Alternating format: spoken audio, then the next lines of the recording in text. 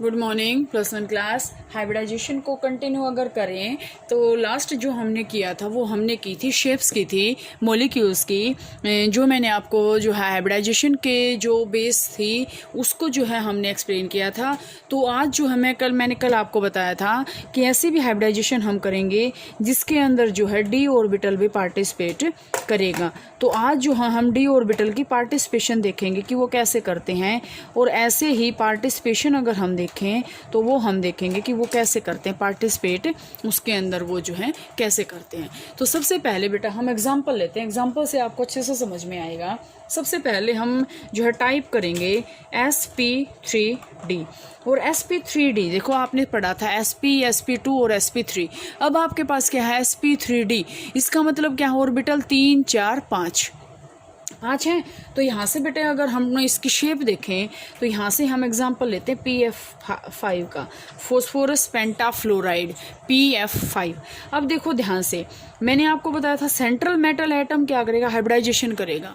ठीक है, अब अगर हम फॉस्फोरस का अगर इलेक्ट्रॉनिक कॉन्फ़िगरेशन देखें तो कितना होता है 15 के अकॉर्डिंग इसकी कॉन्फ़िगरेशन क्या आएगी 1s2 2s2 3s2 3p6 1s2 2s2 2p6 2p6 3s2 2 और 2 4 और 6 10 और 2 12 और 3p3। यही इलेक्ट्रॉनिक कॉन्फ़िगरेशन आएगी इसकी, ये आ गई। हमें क्या करना है, लास्ट जो वैलेंस शेल हैं इसकी हमें हाइब्रिडाइजेशन दिखानी है।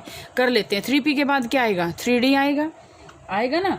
तो हम जो है ग्राउंड स्टेट में इसकी इलेक्ट्रॉनिक कॉन्फ़िगरेशन देखते हैं। देखो यहाँ से ये कंप्लीट है, 6 और 2 8 और 2 10 कंप्लीट हो गए। यहाँ पे 2 8 18 ऐसे ही होता है ना। तो यहाँ से 2 इसके अंदर 8 इसके अंदर, लेकिन यहाँ पे इसमें इनकम्प्लीट है। तो हाइब्रिडाइजेशन में सिर्फ ये पार्टिसिपेट करेगा। हम क्या बनाएंगे, एस का बना लिया हमने। एस में कितने इलेक्ट्रॉन हैं, देयर आर 2 इलेक्ट्रॉन्स।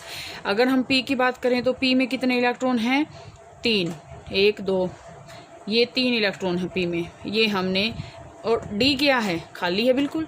डी में कोई भी इलेक्ट्रॉन नहीं है। 1 2 3 4 1 2 3 4 5 इलेक्ट्रॉन होते हैं। यहाँ पे अगर हम बात करें ये क्या है 3s 3p और 3d। आगे समझ में। अब आपको देखो मैंने स्टार्टिंग में ही बताया था हम क्या करते हैं, ये आपके पास है ग्राउंड स्टेट, और ग्राउंड स्टेट में आपके पास मैंने स्टार्टिंग में ही बताया था ग्राउंड स्टेट से इलेक्ट्रॉन जो है एनर्जी को एब्जॉर्ब करके क्या करेंगे, वो हायर स्टेट में चले जाएंगे। ठीक है, अब ध्यान से देखो 3s से ऊपर हायर स्टेट क्या है। अगर हम स्टार्टिंग देखें तो ये s है, ये p है, ये d है और ये f है। s के इलेक्ट्रॉन या तो p में जाएंगे, p के इलेक्ट्रॉन d में जाएंगे, d के इलेक्ट्रॉन f में जाएंगे। ठीक है, लेकिन अगर स्टेबल एनर्जी मिलेगी तो s के जो इलेक्ट्रॉन है वो सीधे d ऑर्बिटल में भी जंप कर सकते हैं।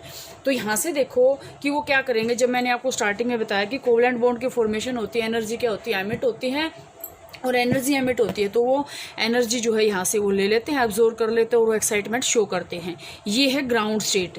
अब आपके पास आता है कि यहाँ से वो एनर्जी को जो है क्या करके एब्जॉर्ब करके, यहाँ ये इलेक्ट्रॉन है, ये 3p के एज इट इज़ हैं 1 2 3। तो मैंने आपको ये भी बताया था बेटा कि आपके पास क्या होता है, ये देखो ये आपके पास क्या है फुल्ली फिल्ड, ये कम्प्लीटली हाफ फिल्ड।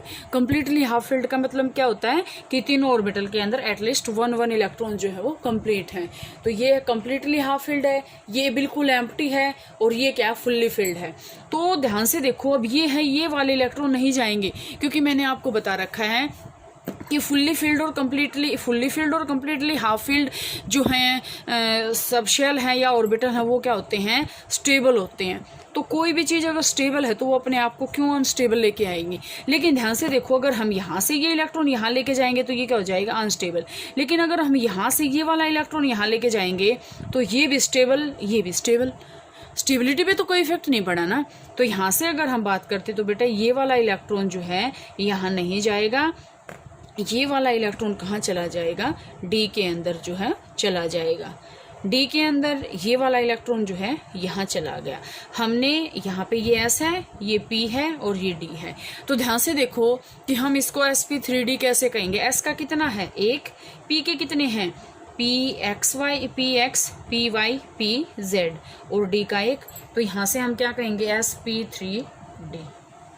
आगे हाइब्रिडाइजेशन sp3d। आगे यहाँ से ये आपको पॉइंट क्लियर हो जाना चाहिए। मैं एक एग्जांपल और करती हूँ तो यहाँ से आपको इसमें समझ में आ जाएगा।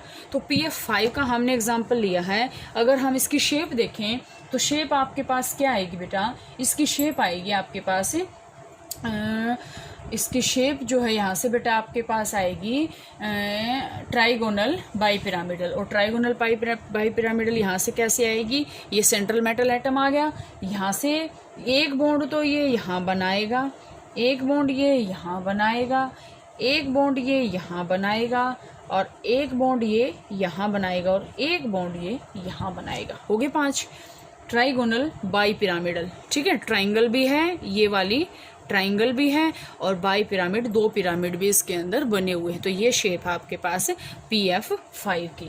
इसके बाद बेटा अगर हम sp3d2 और देखते हैं, sf6 का एग्जांपल देखते हैं, इसमें आपको बिल्कुल क्लियर समझ में आ जाएगा। sf6 हमें इलेक्ट्रॉनिक कॉन्फ़िगरेशन किसकी देखनी है, सल्फर की, s की।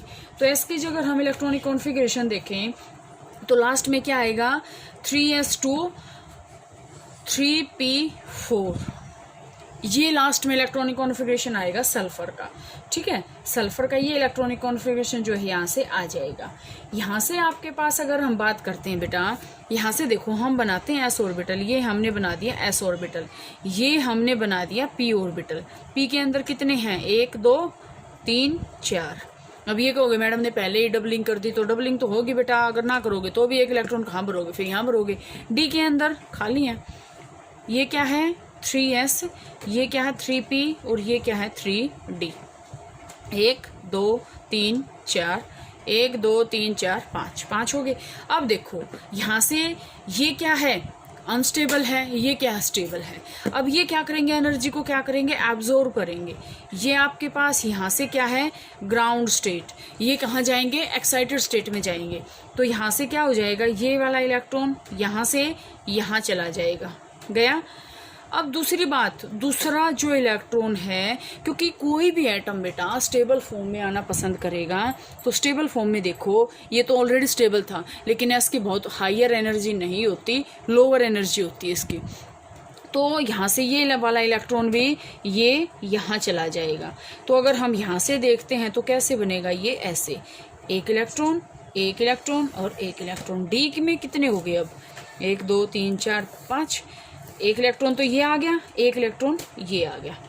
तो यहाँ से हम देखते हैं s के 1, p के 3, d के 2।